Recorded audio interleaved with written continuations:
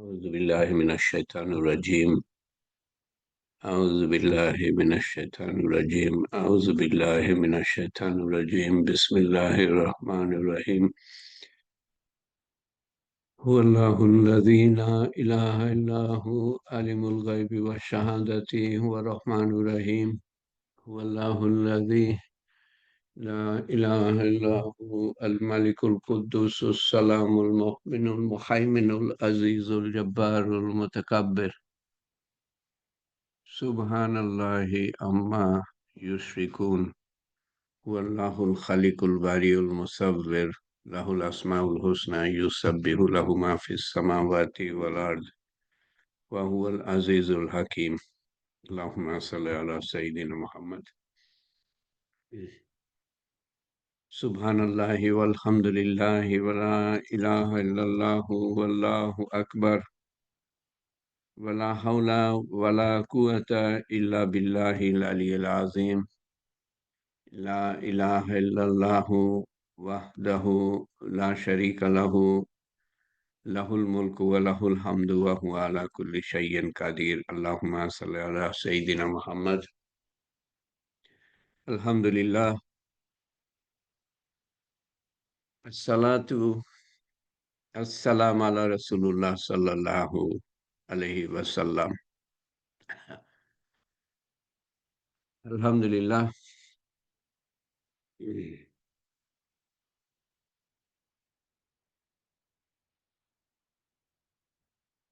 আল্লাহ তাআলা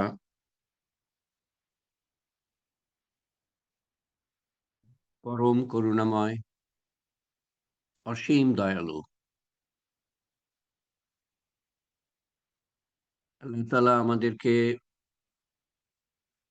দুনিয়ার সবাইকে, প্রত্যেকটা মানুষকে বেঁচে থাকার জন্য যা দরকার সেটা দিয়ে থাকেন। আলো, বাতাস, খাবার, পানি, বাসস্থান কম বেশি যথেষ্ট পরিমাণে আছে। কিন্তু কিছু মানুষ বেশি সংগ্রহ করাতে সবাই যথাযথভাবে পায় না। যারা বেশি সংগ্রহ করে, কুক্ষিগত করে, তাদের হিসাব হবে। যারা বঞ্চিত হয়, কষ্ট পায়, দুঃখ পায়,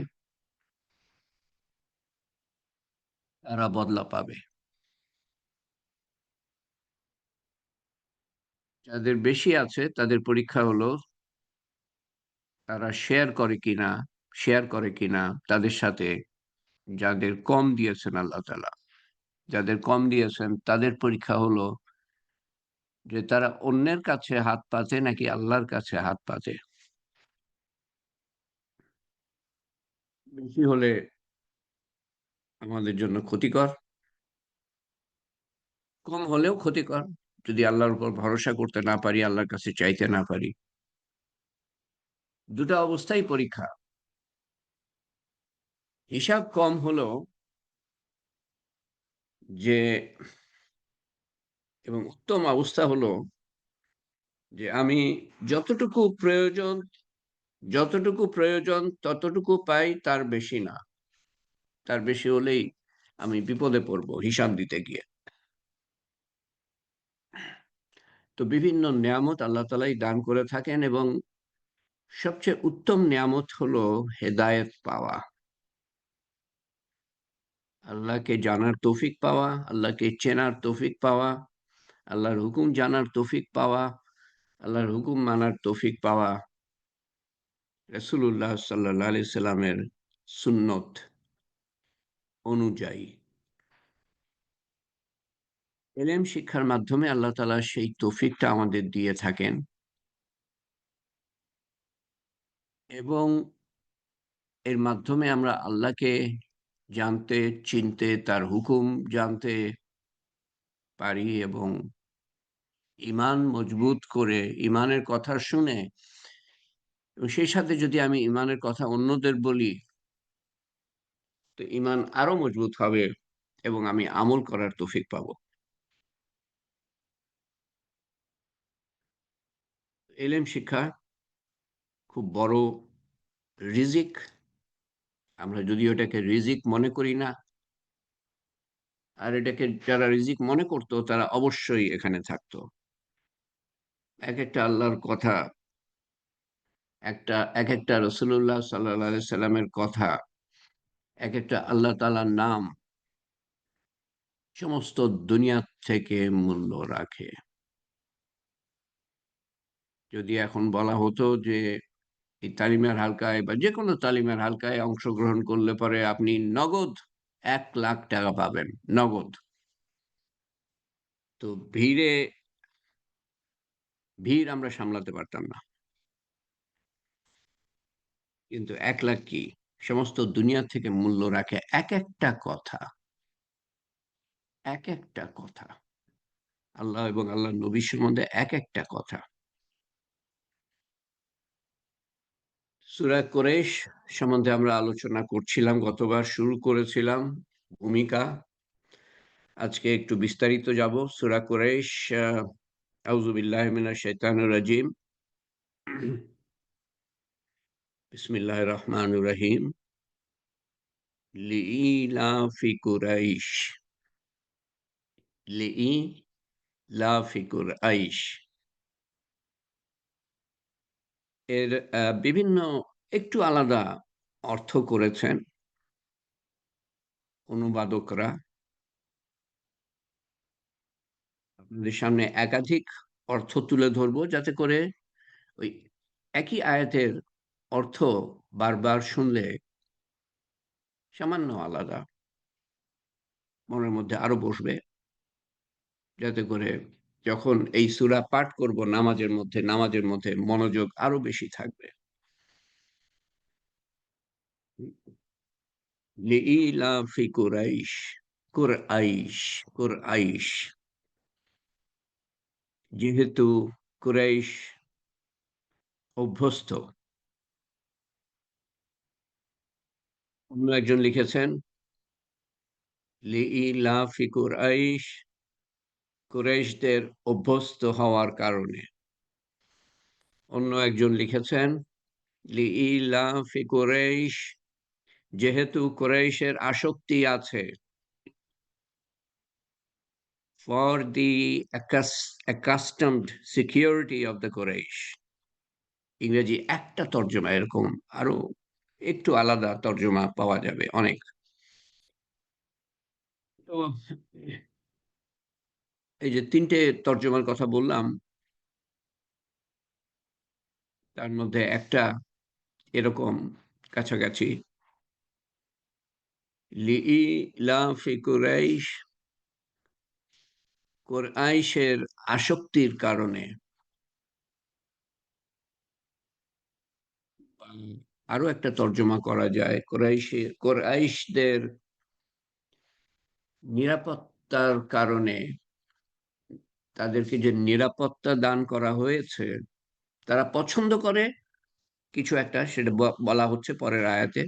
তারা কিছু একটা পছন্দ করে এবং সেই পছন্দের কাজটা নিরাপত্তার সাথে করতে পারে। এটা আল্লাহ তাআলা বুঝাতে চাচ্ছেন। আল্লাহর ইচ্ছায় তাদের পছন্দের কাজটা, তাদের আসক্তির কাজটা নিরাপত্তার সাথে করতে পারে। তো ১ম শব্দ যেটার সম্বন্ধে কিছু কথা আমরা বলবো সেটা হলো যে কোরাইশ শব্দটা আমরা শুনি, প্রায় শুনি এবং আরবের একটা গোত্র হিসাবে শুনি, যেই গোত্রের মধ্য থেকে রাসূলুল্লাহ সাল্লাল্লাহু আলাইহি সাল্লাম এসেছেন। আসলে কোরাইশের মধ্যে ১৩ টা গোত্র আছে। ১৩ টা গোত্র, সবাই কুরাইশি। তো আ এটার এই সবকটা মিলে হলো কুরাইশি।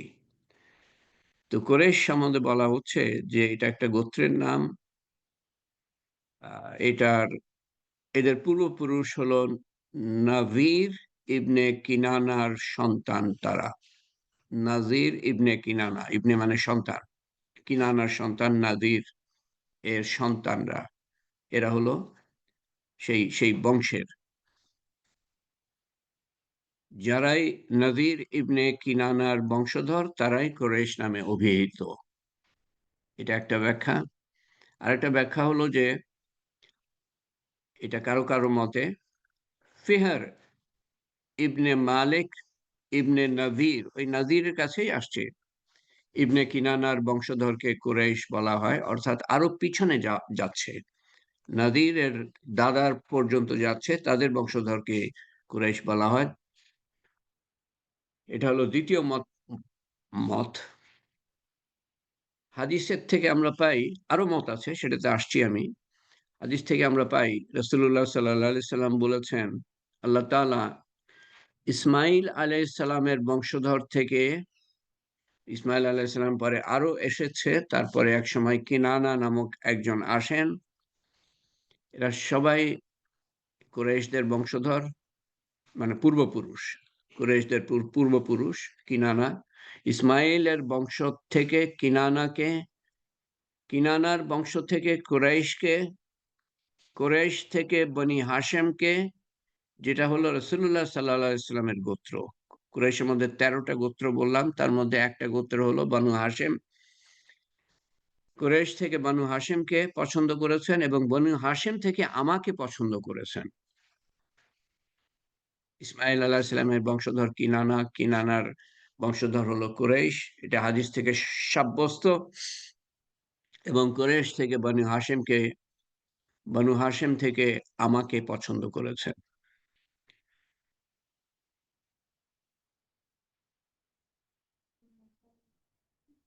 কুরাইশকে কুরাইশ নামকরণ করার কারণ কারো কারো মতে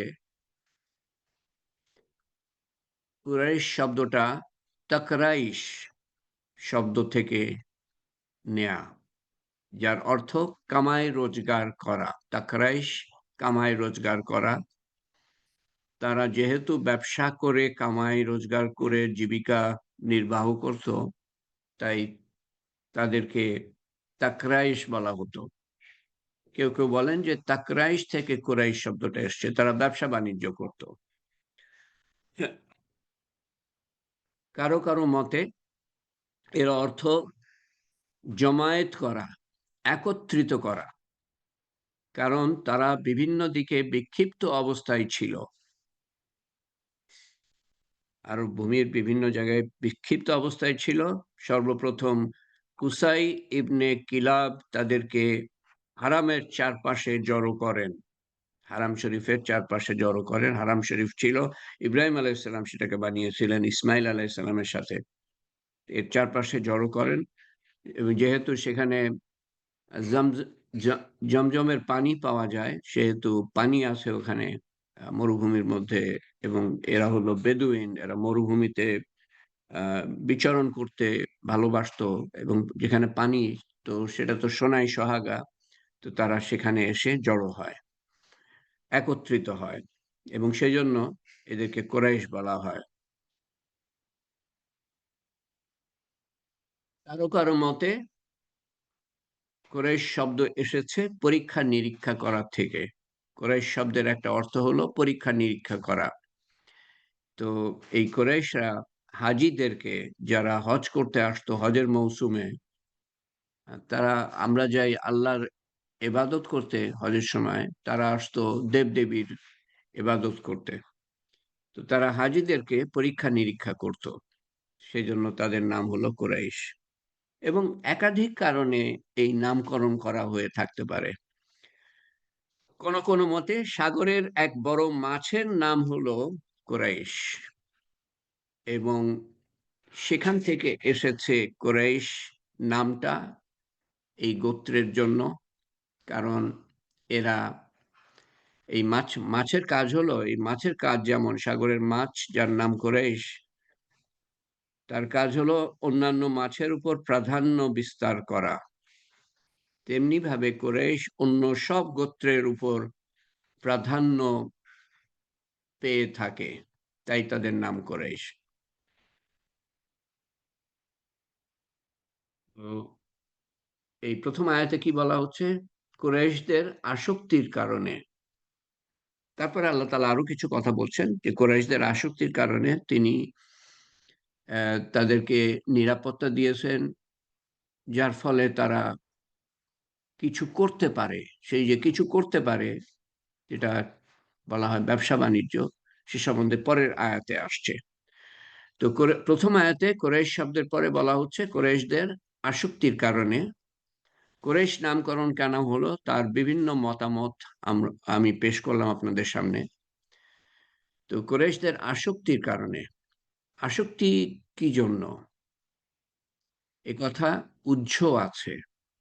আল্লাহ তাআলা এখানে বলছেন না, কারণ ঠিক তার আগের আয়াতে আল্লাহ তাআলা বলছেন, সূরা ফিলে আল্লাহ তাআলা বলছেন সেই কথাটা। আ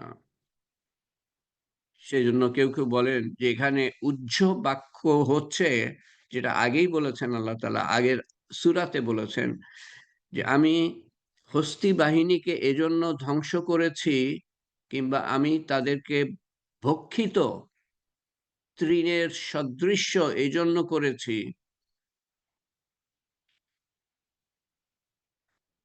পিষে যাওয়া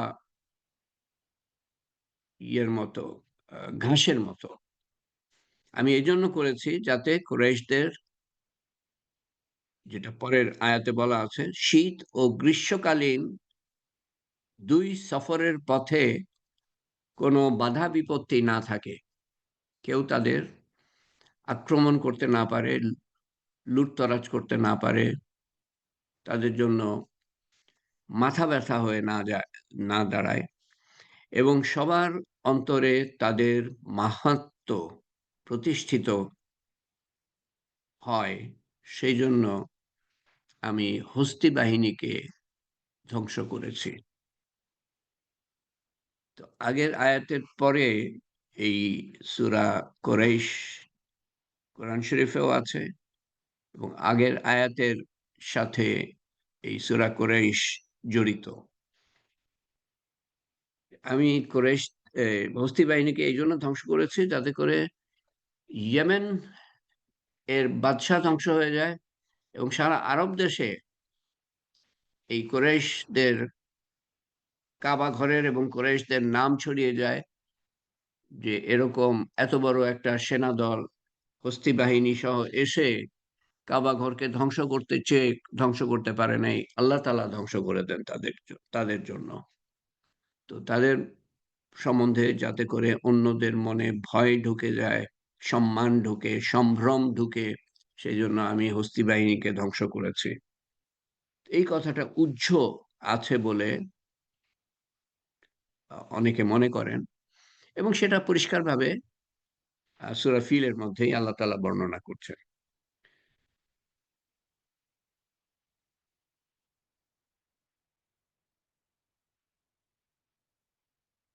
তো এখানে আল্লাহ তাআলা বলতে চাচ্ছেন উহ্যভাবে, এই সূরার মধ্যে উহ্যভাবে, যেটা আগের সূরার মধ্যে আছে, যে সবাই যেন কুরাইশদের সম্বন্ধে আশ্চর্য বোধ করে যে তারা আল্লাহ তাআলার বিশেষ সাহায্যপ্রাপ্ত। তাদেরকে আল্লাহ তাআলা আবাবিল পাখি পাঠিয়ে সাহায্য করেছেন। তারা যে শীত এবং গ্রীষ্মকালের সফর করে, সফর পরের আয়াতে বলা হচ্ছে, সেই সফরের সময় বিবাদে, কোনো ঝঞ্ঝাট ছাড়া, কোনো বিপদ ছাড়া তারা সফর করতে পারে। কিন্তু সেই আল্লাহ তাআলা এটাও উহ্য রেখেছেন এখানে। এটা উহ্য না, এটা পরে একটু পরেই পরিষ্কার করছেন। যে এটা আশ্চর্যের ব্যাপার যে আমি তাদেরকে এত আশ্চর্যভাবে সাহায্য করলাম, কিন্তু তারপরে কিছুদিন তারা আমার ইবাদত করল, তারপরে আবার মূর্তি পূজায় লেগে গেল। ৫ বছর ১০ বছর এরকম সময় তারা আল্লাহরই ইবাদত করেছিল। কিন্তু আবার মূর্তি পূজায় লেগে গেল। এটা একটা আশ্চর্যের কারণ। তাদেরকে সাহায্যটাও আশ্চর্য, তারা যে এক আল্লাহর ইবাদত থেকে বিরত হয়ে গেল, বিচ্যুত হয়ে গেল, মূর্তি পূজায় চলে গেল, এটাও আশ্চর্যজনক। এটা আরো বেশি আশ্চর্যজনক হয়তো।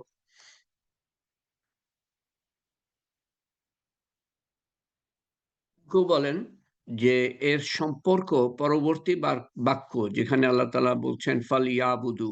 রাব্বা হাযাল বাইত, পরের আয়াতে।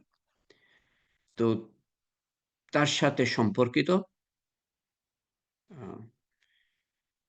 অর্থাৎ এই নিয়ামতের কারণে কুরাইশদের কৃতজ্ঞ হওয়া ও আল্লাহ তাআলার ইবাদতে আত্মনিয়োগ করা উচিত, কিন্তু তারা করে নাই। ফালিয়াবুদু, আল্লাহর ইবাদত করো, কিন্তু তারা করে নাই।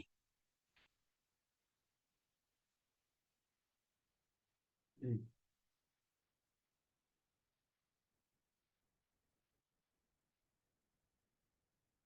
কেউ বলেন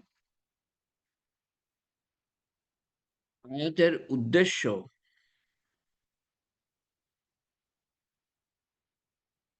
আয়াতের উদ্দেশ্য এমনিতেই তো কুরাইশদের প্রতি আল্লাহর নিয়ামত সীমা সংখ্যাহীন। কুরাইশদের উপরে নিয়ামত সীমা সংখ্যাহীন। কিন্তু অন্য কোন নিয়ামতের ভিত্তিতে না হলেও আল্লাহর অনুগ্রহের কারণে তারা এই বাণিজ্য সফরে অভ্যস্ত হয়ে উঠেছে। অন্তত এই একটা নিয়ামতের কারণে তাদের আল্লাহর বন্দেগী করা উচিত ছিল। কারণ এটা মূলত তাদের প্রতি একটা বিরাট অনুগ্রহ। একটু পরে আমরা বুঝতে পারবো এটা কেন বিরাট অনুগ্রহ। এবং তারা যে বাণিজ্য করতে পারছে, তাদের রক্ষা করেছেন এক আল্লাহ তাআলা হস্তী বাহিনীর হাত থেকে। তারপর কিছুদিন ইবাদত করেছে, তারপর আবার তারা মূর্তি পূজায় লেগে গিয়েছে। এবং তারপরেও আল্লাহ তাআলা তাদেরকে নিরাপত্তা দান করেছেন, নিরাপদে যাতায়াত করার, আরব ভূমিতে যাতায়াত করার ক্ষমতা দিয়েছেন। তারপরেও তারা আল্লাহর ইবাদত করে না। এটা হলো আরো বেশি আশ্চর্যজনক দিক। তার কথা, এই সূরার বক্তব্য এই যে কুরাইশরা যেহেতু শীতকালে ইয়েমেন দক্ষিণে এবং গ্রীষ্মকালে সিরিয়ার সফরে অভ্যস্ত ছিল, ফিলিস্তিনেও যেত ব্যবসা-বাণিজ্য করতে, এবং এই দুটো সফর শীতকালে এবং গরমকালে, এই দুটো সফরের উপরই তাদের জীবিকা নির্ভরশীল ছিল। এবং তারা ঐশ্বর্য, অনেক ধন সম্পদ, ঐশ্বর্যশালী রূপে পরিচিত ছিল। তাই আল্লাহ তাআলা তাদের শত্রু হস্তী বাহিনীকে দৃষ্টান্তমূলক শাস্তি দিয়ে মানুষের অন্তরে তাদের প্রতি সম্মান ও শ্রদ্ধা প্রদর্শন করান। তাদের প্রতি সম্মান ও শ্রদ্ধা নিয়ে এসেছেন মানুষের মনের মধ্যে।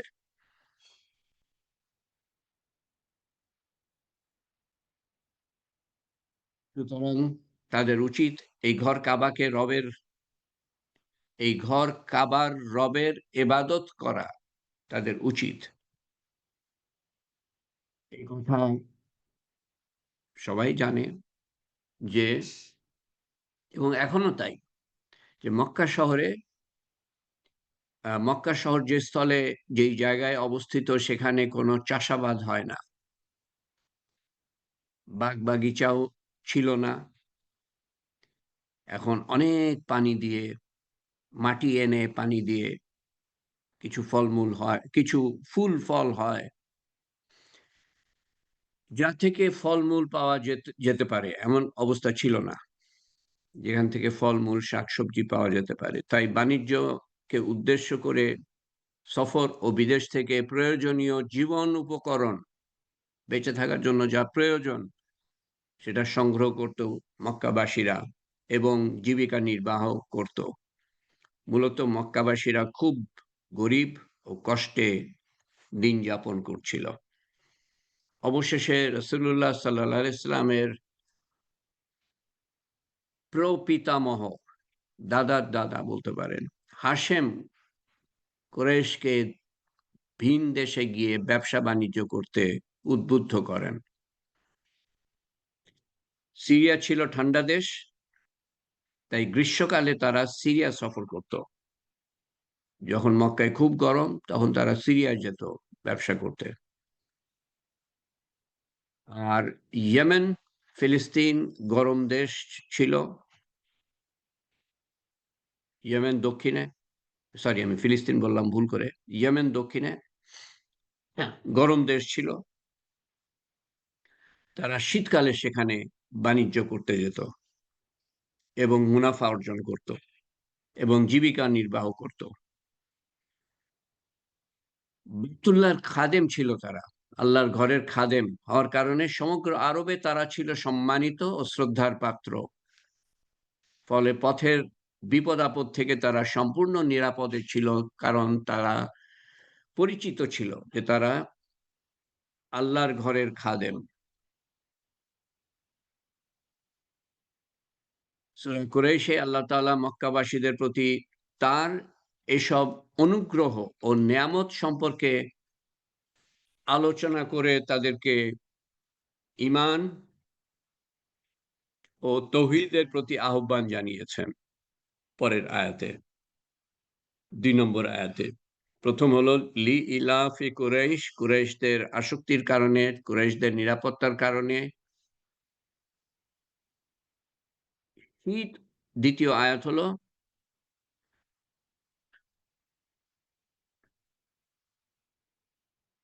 ইলাফিহিম রিহলাতাশ শিতাই ওয়াস সাইফ। ইলাফিহিম রিহলাতাশ শিতাই ওয়াস সাইফ। শীত ও গ্রীষ্মের সফরে তারা অভ্যস্ত হওয়ায়, এটা একটা অর্থ। ইলাফিহিম রিহলাতাশ শিতাই ওয়াস সাইফ। আরেকটা অর্থ কাছাকাছি, অর্থাৎ শীত ও গ্রীষ্মে তাদের বিদেশ সফরে অভ্যস্ত হওয়ার কারণে। ইলাফিহিম রিহলাতাশ শিতাই ওয়াস সাইফ। আরেক অর্থ, আসক্তি আছে তাদের শীত ও গ্রীষ্ম সফরের। Being accustomed security in the caravan of winter and summer.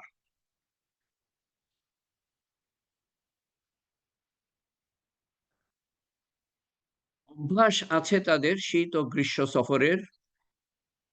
ইলাফি, এখান থেকে আসে ইলাফ শব্দটা। ইলাফ শব্দের অর্থ হলো স্বাভাবিক ও অভ্যাস হওয়া, অর্থাৎ কোনো কাজে কষ্ট ও বিরাগ অনুভব না হওয়া, কোনো কাজে কষ্ট অনুভব না হওয়া। কুরাইশদের জীবন ধারণের একমাত্র মাধ্যম ছিল ব্যবসা বাণিজ্য। প্রতি বছর তাদেরকে বাণিজ্যিক কাফেলা ২ বার করে অন্য দেশে সফর করত। প্রতি বছর তাদের বাণিজ্যিক কাফেলা ২ বার করে অন্য দেশে সফর করত এবং তারা সেখান থেকে ব্যবসার পণ্য নিয়ে আসতো, খাবার-দাবার নিয়ে আসতো, নিয়ে মক্কাবাসীদের কাছে বিক্রি করত। তারা শীতকালে গরম এলাকায় ইয়েমেন দক্ষিণে এবং গ্রীষ্মকালে ঠান্ডা এলাকা শাম, সিরিয়া সফর করত, যার মধ্যে ফিলিস্তিনও পড়ে। কাবা গৃহের খাদেম বলে আরববাসীরা তাদের সম্মান করত। এজন্যই তাদের বাণিজ্যিক কাফেলা বিনা বাধা ও বিপত্তিতে সফর করতে পারত। সূরাতে আল্লাহ তাআলা কুরাইশদের উদ্দেশ্য করে বলেছেন যে তোমরা যে গরম ও শীতকালে ২ বার করে সফর করো, তা হলো আমার এই অনুগ্রহের ফলে যে আমি তোমাদেরকে মক্কা নগরীতে নিরাপত্তা দান করেছি। মক্কাতেও নিরাপদ, সফরকালেও নিরাপদ, ইয়েমেনেও নিরাপদ, সিরিয়া শাম দেশেও নিরাপদ। আমি তোমাদেরকে মক্কা নগরীতে নিরাপত্তা দান করেছি এবং আরববাসীদের নিকট তোমাদেরকে সম্মানিত করেছি ওই হস্তি বাহিনী ধ্বংস করার ফলে। যদি তা না হতো তাহলে তোমাদের সফর করা সম্ভব হতো না। আর হস্তি বাহিনীকে এই জন্যই ধ্বংস করেছি যাতে তোমাদের সম্মান মর্যাদা বজায় থাকে এবং তোমাদের অভ্যাসগত বাণিজ্যিক সফরও অব্যাহত থাকে।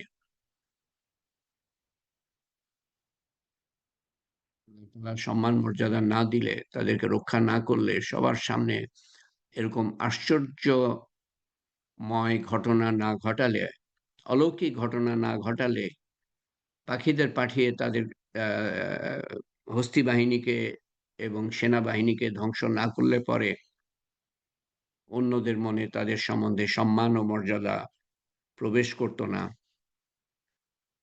এবং তারা বাণিজ্য করতে মক্কার বাইরে নির্বিঘ্নে যেতে পারত না। যদি আব্রাহার উদ্দেশ্য সফল হতো তাহলে তোমাদের মর্যাদা ও নেতৃত্ব সব খর্ব হয়ে যেত আর সফরের যাতায়াত বিচ্ছিন্ন হয়ে পড়ত। অতএব তোমাদের উচিত কেবলমাত্র এই বাইতুল্লাহর অর্থাৎ আল্লাহর ঘরের প্রভুর উপাসনা করা। তারা যে করে না, এটা আরো বেশি আশ্চর্যের। চোখের সামনে তারা দেখলো এবং সমগ্র আরব জাতি জানলো, আরববাসীরা জানলো যে আল্লাহ তাআলা তাদেরকে রক্ষা করেছিলেন। তার প্রমাণ হলো যে তারা, কুরাইশরা, আব্দুল মুত্তালিব এবং অন্যান্য সর্দাররা কেবলমাত্র কাবা শরীফে গিয়ে কেবলমাত্র কাবা শরীফের দরজার কড়া ধরে কেবলমাত্র আল্লাহ তাআলার কাছে সাহায্য চেয়েছিল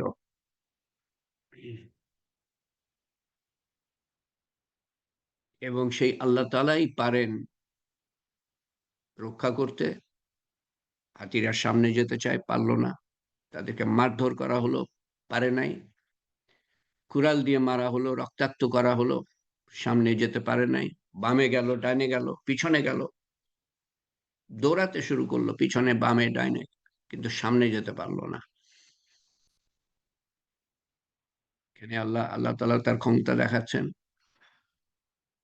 এগুলো কোনো ব্যাপারই না আল্লাহ তাআলার কাছে। তারপরে ঝাঁকে ঝাঁকে আকাশ অন্ধকার আচ্ছন্ন হয়ে গেল। ঝাঁকে ঝাঁকে পাখি এসে পাখির মুখ থেকে পাথর মারাত্মক গতিতে গিয়ে মাথা দিয়ে ঢুকতো, পা দিয়ে বেরিয়ে আসতো। হাতির এক পিঠ দিয়ে ঢুকতো, পেট দিয়ে বেরিয়ে আসতো। তারপরে মানে তাদের সারা শরীর চুলকাতে থাকতো, চুলকাতে চুলকাতে মাংস বেরিয়ে আসতো। এগুলো সব তো আশ্চর্য, মানে অলৌকিক ঘটনা এবং চারিদিকে ছড়িয়ে পড়ে। কুরাইশরা দেখে, দেখার পরে আল্লাহর ইবাদত করে কয়েক বছর, কিন্তু তারপরে ভুলে যায়। তো এখান থেকে যে শিক্ষাটা আমরা পাই যে দাওয়াতের মেহনত না থাকলে পরে, কথাটা যদি তারা বলে বেড়াতো চারিদিকে, একে আমাকে স্মরণ করাতো, আল্লাহর বড়ত্ব মহত্বের কথা বলতে থাকতো, তো দাওয়াতের মেহনত যদি থাকতো তাহলে আবার মূর্তি পূজায় যাওয়ার কথা না। দাওয়াতের মেহনত কারো দায়িত্ব ছিল না, কোনো নবী ছিল না। রাসূলুল্লাহ সাল্লাল্লাহু আলাইহি ওয়াসাল্লাম আসার আগে দাওয়াতের মেহনত নবীদের কাজ ছিল। রাসূলুল্লাহ সাল্লাল্লাহু আলাইহি ওয়াসাল্লামের সময়ও উনার কাজ ছিল। কিন্তু আল্লাহ তাআলা এই কাজটা আমাদের সবার জন্য, উনার উম্মতের সবার জন্য দায়িত্ব করে দিলেন। একবার বলে না, কোরআন শরীফে কমপক্ষে, কতবার আমি সংখ্যাটা বলেছি, কমপক্ষে ৬০ বার কোরআন শরীফে আল্লাহ তাআলা এই দাওয়াতের মেহনতের কথা স্মরণ করিয়ে দিচ্ছেন। এবং মুসলমান যখন, কারণ আর কোনো নবী আসবে না, তো এখন মুসলমান যখন এই দাওয়াতের কাজ করবে না, তখন মূর্তি পূজা ফিরে আসবে। মূর্তি পূজা যদি ফিরে না আসে, তো শিরক, বেদাত ফিরে আসবে। আজকে মুসলমান দাওয়াতের মেহনত করে না যেভাবে করা উচিত। তবলিগ জামাত ছাড়া আমাকে দেখান, এবং আলেম ছাড়া কারা দাওয়াতের মেহনত করে? সাধারণ মুসলমান থেকে দেখান আমাকে। তবলিগ জামাত কয়টা মানুষ তবলিগে যায়? কোটি কোটি মুসলমান কয়জন তবলিগে যায়? এটা আমভাবে, সাধারণভাবে এটা দায়িত্ব, সবার দায়িত্ব, শুধু তবলিগ জামাতের না, শুধু আলেমদের না। তো এই মেহনতটা যেহেতু মুসলমান ছেড়ে দিয়েছে, সেহেতু সবচেয়ে বড় হুকুম আল্লাহ তাআলার ছেড়ে দিয়েছে, সেহেতু শিরক চলে আসছে, বেদাত চলে আসছে। তারপর মুসলমান মূর্তি পূজা করে না,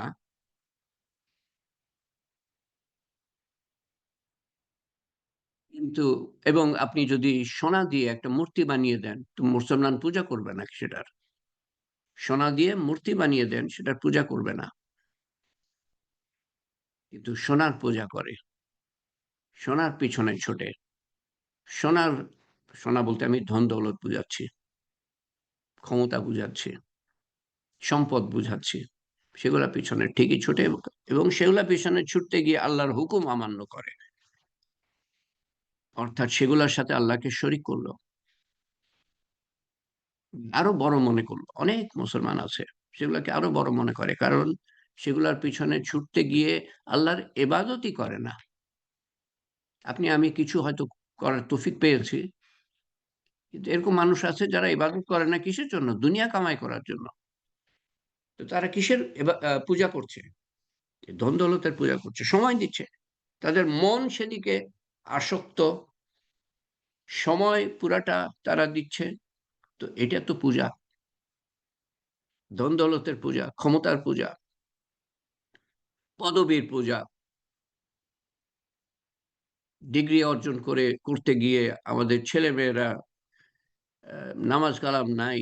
বাপ মা বলছে পড়াশোনা কর, পড়াশোনা কর, বড় হতে হবে, ডিগ্রি অর্জন করতে হবে। তাদেরকে তো ওই পদবীর পূজা করতে শিখাচ্ছে, টাকা পয়সার পূজা করতে শিখাচ্ছে। আপনি আমি শিখাচ্ছি, আমরা দায়ী থাকবো। কোথায় দাওয়াতের মেহনত? বা ছেলে মেয়েদেরকেই ঠিক মতো দাওয়াত দেয় না, ঠিক মতো আল্লাহর পরিচয় দেয় না। একবার হয়তো কোরআন শরীফ খতম করিয়ে দিল, কিন্তু কোরআন শরীফের মধ্যে কি আছে না আছে কিছুই বুঝলো না ছেলে বা মেয়ে। কি শিক্ষা দিলাম? কি ইমানের শিক্ষা দিলাম? ইমান মানে কি? আল্লাহর বড়ত্ব মহত্ব সম্বন্ধে জানা, এটা হলো ইমান। আল্লাহর পরিচয়, আল্লাহর গুণাবলীর পরিচয়, আল্লাহর প্রতিশ্রুতির পরিচয়, ওয়াদা এর পরিচয়। কি হবে না হবে সেটা অবশ্যই হবে। আল্লাহ এবং আখেরাত সম্বন্ধে পরিচয়, ফেরেশতার সম্বন্ধে পরিচয়, নবীদের কিতাব সম্বন্ধে পরিচয়, নবীদের সম্বন্ধে পরিচয়, তকদীর সম্বন্ধে পরিচয়, আখেরাত সম্বন্ধে পরিচয়। এটাই তো ঈমান। এবং মনের মধ্যে বদ্ধ, শুধু পরিচয় না, বদ্ধভাবে বসানো। তার মানে বারবার ওটাকে বলা, বারবার বলা, যাতে করে মনের মধ্যে বসে। এলেম, এলেমের কোনো চর্চা নেই। কোথায় আছে বলেন? শুক্রবার জুম্মার দিন ছাড়া কোথায় এলেমের চর্চা? তাও তো সেখানে গিয়েও তো মানুষ ঠিকমতো মন দিয়ে শোনে না। সেলফোন বা একে অপরের সাথে কথা বলা বা বিভিন্ন চিন্তার মধ্যে মগ্ন থাকা জুম্মার দিনে। আর কয়জন জুম্মায় যায়? মসজিদের ভিতরে কয়জন, বাইরে কয়জন? তো কোথায় এলেম চর্চা, কোথায় আল্লাহর পরিচয়? কিভাবে জানবে মানুষ যদি না শোনে, যদি সেই জায়গায় না যায় যেখানে আল্লাহর কথা বলা হয়, আল্লাহর বড়ত্ব মহত্বের কথা বলা হয়? আলেমরাও তাদের বয়ানের মধ্যে কতটুকু আল্লাহর পরিচয় দেয়, আর কতটুকু এটা করো, এটা করো, এটা করো না, আর পরে পরচর্চা করে কতটুকু? আপনারা তো শুনতেই পান যারা শোনেন। আল্লাহর পরিচয় কতটুকু দেয়, আল্লাহর বড়ত্ব মহত্ব। যার জন্য ইবাদত করব, তাকে যদি আমি না চিনি, তো আমি কেন ইবাদত করব?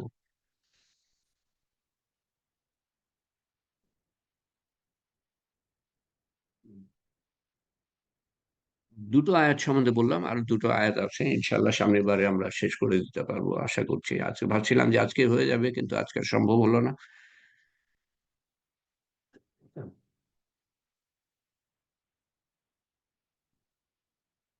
অন্যের কথা কি বলবো, দাওয়াতের মেহনত, অন্যের কথা কি বলবো? আমরা যারা এই কথাটা শুনি, কতবার আমি বলেছি, কমপক্ষে 60 জায়গায় আল্লাহ তাআলা বলছেন কোরআন শরীফে যে মানুষকে আল্লাহর দিকে ডাকো, দিন প্রতিষ্ঠা করার চেষ্টা করো, এটা হলো তোমার দায়িত্ব, এটা হলো তোমার পরিচয়, এটা হলো তোমার মাথার মুকুট, তুমি নবীর নায়েব। আমরাই ঠিক মতো করি না, স্মরণ করাই না। নাহলে আজকে 70 না, 170 জন থাকার কথা, 500 জন থাকার কথা, 1000 জন থাকার কথা। দাওয়াতের মেহনত করে না, সেটা কি বলবো? আমরা যারা শুনি তারাই যদি এ ব্যাপারে সচেতন না থাকি, এটাকে মনে না করি যদি, যে এইটার কারণেই আমার শ্রেষ্ঠত্ব, এটা কোরআন শরীফ আল্লাহ তাআলা বলছেন, তোমরাই শ্রেষ্ঠ জাতি। কেন? নামাজ কালাম পড়বা বলে না, কলেমা নামাজ রোজা হজ জাকাতের জন্য না, তোমরা মানুষকে ভালোর দিকে ডাকবা, খারাপ থেকে ফিরাবা। এই কাজটা মুসলমান যখন থেকে বন্ধ করেছে, তখন থেকে তার অবনতি, তখন থেকে অবনতি। মুসলমান আধিপত্য করেছে 1000 বছর ধরে, আধিপত্য, এখন তো অধীনস্থ, পদদলিত। মুসলমানের রক্ত পানির থেকে সস্তা কি জন্য? আপনার কাজের মানুষকে আপনি 10টা কাজ দেন, এবং যদি বলেন যে এই 10 নম্বর কাজটা হলো সবচেয়ে গুরুত্বপূর্ণ, দিন শেষে ফিরে এসে হিসাব নিয়ে দেখলেন যে 9টা কাজ করেছে, আপনি তাকে বাহবা দিবেন না। যখন শুনবেন যে 10ম কাজ, সেটা সবচেয়ে গুরুত্বপূর্ণ কাজ, সেটা করে নাই, আপনি তাকে পাকড়াও করবেন, নাজেহাল করে ছাড়বেন, দরকার হলে বরখাস্ত করে ছাড়বেন। আমরা তো 10টার মধ্যে 9টাই করি না। সবচেয়ে গুরুত্বপূর্ণ কাজ তো বাদ, দাওয়াতের মেহনত সবচেয়ে গুরুত্বপূর্ণ কাজ, সেটা তো বাদ। 10টার মধ্যে 9টাই করি না। 100টার মধ্যে 90, 95টাই করি না, জানিও না। হাজার হাজার আল্লাহ তাআলা হুকুম আছে, জানিও না, জানার চেষ্টাও করি না। দুনিয়ার কত কিছু জানি, কত ঘন্টার পর ঘন্টা ব্যয় করি দুনিয়ার খবরাখবর, এই পোস্ট ওই পোস্ট দেখতে দেখতে দেখতে সময় শেষ, তারপরে ঘুম।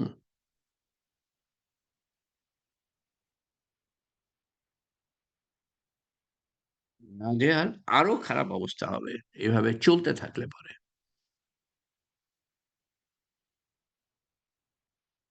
টুকরা টুকরা করে দিলেও কেউ বলার থাকবে না, কেউ কিছু করার, কারো কিছু করার ক্ষমতা থাকবে না। দোয়া করি যেন না হয়, কিন্তু আমাদের নিজেদেরকে পাল্টাতে হবে। তোমরা যতদিন তোমাদের আয়ত্তে যা আছে সেটার পরিবর্তন না করো, তো আল্লাহ তাআলার সাহায্য আসবে না, আল্লাহ তাআলা পরিবর্তন করবেন না। তো আমার আয়ত্তে যা আছে সেটা আমাকে পরিবর্তন করার চেষ্টা করতে হবে, আর না হলে এই দুর্গতি। মুসলমান দেশের মধ্যে থেকেও মুসলমানরা ইসলাম পালন করতে পারে না। মুসলমান দেশ, মুসলমান প্রধান দেশ, মুসলমান দেশ বলবো না, মুসলমান প্রধান দেশ,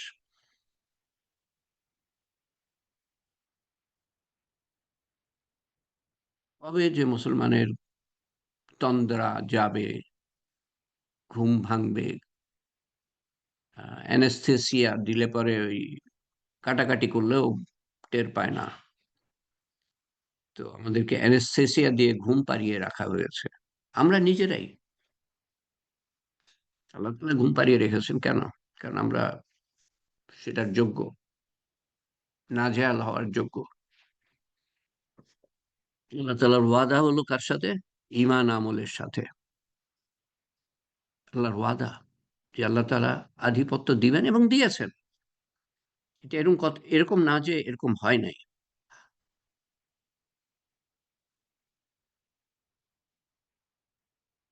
অন্য কোনো পথ নাই আসলে। যতই আমরা আলোচনা করি, এবং এই আলোচনাগুলা যারা করে তারা অজ্ঞ, অজ্ঞ, ইসলাম সম্বন্ধে ধারণা নাই। কিছু কিছু হয়তো জানে, কলেমা, নামাজ, রোজা, হজ, জাকাত ওইটুকু জানে। মুসলমানের আসল পরিচয় সে মেসেঞ্জারের মেসেঞ্জার, নবীর নায়েব, প্রতিনিধি। সে ডাক্তার, ইঞ্জিনিয়ার, সেটা তার পেশা, তার তার রুজি রোজগারের ব্যবস্থার জন্য। কিন্তু তার কাজ হলো সে দায়ী, দূতের দূত। এই কাজ করবে তো আল্লাহর প্রতিনিধি, আল্লাহ তাআলা আধিপত্য দান করবেন। আল্লাহ তাআলা ওয়াদা করছেন কোরআন শরীফে, আল্লাহ তাআলার ওয়াদা কখনো মিথ্যা হবে না। আল্লাহুম্মা সাল্লি আলা সাইয়্যিদিনা মুহাম্মদ। আল্লাহ তাআলা আমাদের কবুল করেন, বোঝার তৌফিক দান করেন। আল্লাহুম্মা আমিন। আল্লাহুম্মা সাল্লি আলা সাইয়্যিদিনা মুহাম্মদ জাযাল্লাহু আন্না মুহাম্মাদান সাল্লাল্লাহু আলাইহি ওয়াসাল্লাম মা হুয়া আহলুহু।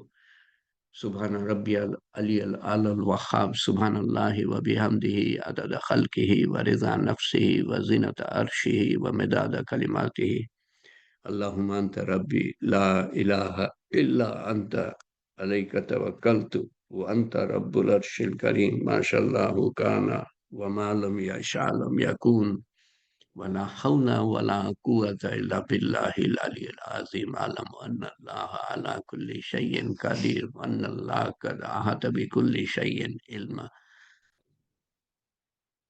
اللهم إنا نعوذ بك من شر النفس ومن شر كل دابة أنت آخذ بناصيتها إن ربي على صراط مستقيم. ربنا آتنا في الدنيا حسنة وفي الآخرة حسنة وقنا عذاب النار وقنا عذاب الموت وقنا عذاب القبر وقنا عذاب الحشر وقنا عذاب الميزان وقنا عذاب الصراط وقنا عذاب المسيح الدجال. ربنا هب لنا من أزواجنا وذرياتنا قرة أعين واجعلنا للمتقين إماما. اللهم إنك عفو تحب العفو فاعف عنا. ربنا ظلمنا أنفسنا وإن لم تغفر لنا وترحمنا لنكونن من الخاسرين. ربنا لا تزغ قلوبنا بعد إذ هديتنا وهب لنا من لدنك رحمة إنك أنت الوهاب. يا حي يا قيوم برحمتك نستغيث يا ذو الجلال والإكرام يا مالك الملك। তুমি অশেষ মেহেরবানি করে আমাদেরকে এই তালিমের হালকার জন্য কবুল করেছো আল্লাহ, এবং টুটাফাটা কিছু আমল করার তৌফিক দিয়েছো আল্লাহ। সমস্ত কিছুর মধ্যে ভুল ভ্রান্তি আছে, তা সংশোধন করে তুমি তোমার শাহী দরবারে কবুল করে নিও আল্লাহ, এবং তার সওয়াব রাসূল করিম সাল্লাল্লাহু আলাইহি ওয়াসাল্লামের রূহ মুবারকের কাছে পৌঁছে দিও, এবং তার সওয়াব পৌঁছে দিও আমাদের পিতামাতা, আমাদের আপনজন, প্রিয়জন, কারো স্বামী হারিয়েছেন, কেউ স্ত্রী হারিয়েছেন, কেউ সন্তান হারিয়েছেন, সবার রুহের কাছে। তারপরে শ্বশুর শাশুড়ি, দাদা দাদি, নানা নানি, চাচা চাচি, ফুপা ফুপু, খালা খালু, মামা মামি, আত্মীয় স্বজন, বন্ধু বান্ধব, শিক্ষক শিক্ষয়িত্রী, পাড়া প্রতিবেশী তথা সমস্ত মুসলমানের কাছে পৌঁছে দিও আল্লাহ, এবং তাদের কবরের আযাব মাফ করে দিও, কবর প্রশস্ত করে দিও, কবরকে নূর দিয়ে পরিপূর্ণ করে দিও, কবরকে জান্নাতুল ফেরদৌসের বাগান বানিয়ে দিও, এবং আখিরাতের প্রত্যেকটা ঘাঁটি তাদের জন্য সহজ করে দিও আল্লাহ। এই আমরা যারা আজকে চলাফেরা করে বেড়াচ্ছি, খাচ্ছি, যাচ্ছি, নিঃশ্বাস নিচ্ছি, আমরাও কবরবাসী আল্লাহ। যে কোনো সময়, আজ না হোক কাল, কাল না হোক পরশু, আমরাও সেই কবরের বাসিন্দা হব। আমাদের সন্তান সন্ততিরা হবে, আমাদের আত্মীয় স্বজনরা হবে, আমাদের বন্ধু বান্ধবরা হবে, আমাদের পাড়া প্রতিবেশীরা হবে, আমাদের দেশবাসীরা হবে, আমাদের উম্মত হবে। হে পাক পরওয়ারদিগার, দুনিয়ার সমস্ত মানুষ এবং ভবিষ্যৎ বংশধর কিয়ামত পর্যন্ত যারা আসবে সবাই কবরবাসী। কঠিন কঠিন সময় আমাদের সমাগত। হে পাক পরবর্তীকার, আমরা দুনিয়ার সামান্য সমস্যা নিয়ে ব্যতিব্যস্ত আল্লাহ। আখিরাতের প্রত্যেকটা ঘাঁটি কঠিন থেকে কঠিনতর আল্লাহ। মারাত্মক অবস্থা আমাদের সামনে আসছে, আমরা বেখেয়াল বেখবর আল্লাহ। দুনিয়ার মানুষ বেখেয়াল বেখবর আল্লাহ। তার থেকে বাঁচার একমাত্র উপায় তোমার সাথে সম্পর্ক গড়া, তোমাকে জানা, তোমাকে চেনা, তোমার হুকুম জানা, তোমার হুকুম মতো চলা, নবীর সুন্নত মতো। হে পাক পরবর্তীকার, তুমি সবার জন্য সেই হেদায়েতের, সেই বুঝ এর দরজা খুলে দিও আল্লাহ। ঈমান আমলের দরজা খুলে দিও। কিয়ামত পর্যন্ত যে আসবে শেষ শিশুটার জন্য, তুমি শেষ বান্দাটার জন্য তুমি হেদায়েতের দরজা খুলে দাও আল্লাহ। এ পাক পরবর্তীকার, হেদায়েত একমাত্র তুমি দিতে পারো আল্লাহ, যাতে করে আমরা সবাই আখিরাতের প্রত্যেকটা কঠিন থেকে কঠিনতম ঘাটিতে বেঁচে যেতে পারি, আমাদের জন্য সুন্দর ও সহজ হয়ে যায় আল্লাহ। হে পাক পরবর্তীকার, তুমি একমাত্র নিরাপত্তা দানকারী আল্লাহ। আল্লাহ, তুমি আমাদেরকে কবুল করে নাও আল্লাহ, আমাদের সবাইকে কবুল করে নাও আল্লাহ। দুনিয়ার বিপদ থেকে দূর করো, আখেরাতে বিপদ থেকে দূর করো আল্লাহ। দুনিয়ার নেক হাজত পুরা করে দিও, নেক চাওয়া যা পৃথিবীর জন্য মঙ্গলজনক হবে এবং আখেরাতের যা মঙ্গলজনক হবে না তার বদলা আখেরাতে দিও আল্লাহ। আমাদেরকে বিপদ আপদ থেকে, সমস্ত ধরনের দুনিয়া ও আখেরাতে বিপদ আপদ থেকে রক্ষা করো আল্লাহ, এবং আমাদেরকে বালা মুসিবত, অসুখ বিসুখ থেকে রক্ষা করো আল্লাহ। আমাদের সবাইকে আল্লাহ, আমাদের মনে যাদের কথা আছে, মনকে বিচলিত করে, বিপদগ্রস্ত বলে, অসহায় বলে, অসুস্থ বলে, তাদের বিপদ এবং অসুস্থতা দূর করে দিও আল্লাহ। এ পাক পরবর্তীকার, আমাদেরকে তুমি প্রতিটা মুহূর্তে রক্ষা করো, সিরাতুল মুস্তাকিমের উপরে কায়েম রেখো, এক মুহূর্ত ছেড়ে দিও না। তোমার রহমতের দ্বারা, মাগফেরাতের দ্বারা, হেফাজতের দ্বারা, হেদায়েতের দ্বারা আমাদেরকে আবৃত রেখো। তোমার রহমতের ছায়ায় একটুখানি ঠাঁই দিও আল্লাহ, যাতে করে আমরা প্রতিটা মুহূর্তে নিজেদেরকে শয়তানের ধোঁকার থেকে, নফসের তাড়না থেকে, মানুষের কুমন্ত্রণা থেকে, দুনিয়ার মারাত্মক আকর্ষণ থেকে বাঁচিয়ে তোমার সন্তুষ্টি অর্জন করে, তোমাকে জেনে, তোমাকে মেনে কলেমা সহ যেন পৃথিবী হতে যেতে পারি, শয়তানের শেষ চেষ্টা ব্যর্থ করে দিয়ে যেতে পারি, এমন অবস্থায় যেতে পারি যখন তুমি আমাদের উপর, আমাদের প্রশংসারত, আমাদের প্রশংসারত শয়তান ফেরেশতাদের কাছে আল্লাহ, সেই সেই সেই সময় আমাদেরকে পৃথিবী হতে নিও আল্লাহ। তোমার সন্তুষ্টি অর্জন করার পরে নিও আল্লাহ, তার আগে নিও না। একটা মাত্র জীবন যেন ধ্বংস হয়ে না যায় আল্লাহ। হে পাক পরবর্তীকার, পরন্তু আখেরাতে যেন তোমার আতিথেয়তা পাই, তোমার হাবিব সাল্লাল্লাহু আলাইহি সাল্লামের সান্নিধ্য লাভ করতে পারি আল্লাহ। এই দুনিয়ার মায়া জালে আটকে থেকে তোমাকে ভুলে না যাই, তোমার হুকুমকে ভুলে না যাই আল্লাহ। আমাদেরকে কবুল করে নিও আল্লাহ। আমরা কবুল যোগ্য না, তারপরেও আমাদেরকে কবুল করে নিও, আমাদেরকে খালি হাতে ফিরিও না আল্লাহ। হে পাক পরবর্তীকার, হে বাদশাহ, একমাত্র বাদশাহ, আমরা ফকির, আমাদেরকে খালি হাতে ফিরিও না। হে একমাত্র ক্ষমাকারী, আমরা গুনাহগার, আমাদেরকে খালি হাতে ফিরিও না। হে সমস্ত শক্তির ধারণকারী আল্লাহ, আমরা অতি দুর্বল, আমাদেরকে খালি হাতে ফিরিও না আল্লাহ। তোমার শান মতো তুমি দান করো আল্লাহ, এবং তোমার শান মতো তুমি হেফাজত করো। তোমার হাবিব সাল্লাল্লাহু আলাইহি সাল্লাম যা কিছু চেয়েছিলেন আমরাও তাই চাই। তিনি যা কিছুর থেকে পানা চেয়েছিলেন আমরাও তার থেকে পানা চাই আল্লাহ। হে পাক পরবর্তীকার, আমাদের অন্তর চাক আর না চাক, আমাদেরকে কবুল করো এবং পুরা দিনে দাখিল হওয়ার তৌফিক দান করো। ধীরে, ধীরে, ধাপে, ধাপে, দিনে, দিনে তোমার নৈকট্য যেন আমরা পেতে থাকি আরো বেশি করে। যে ওই নৈকট্যের কারণে তোমার আতিথেয়তা আমরা পেতে পারি অনন্ত আখেরাতে।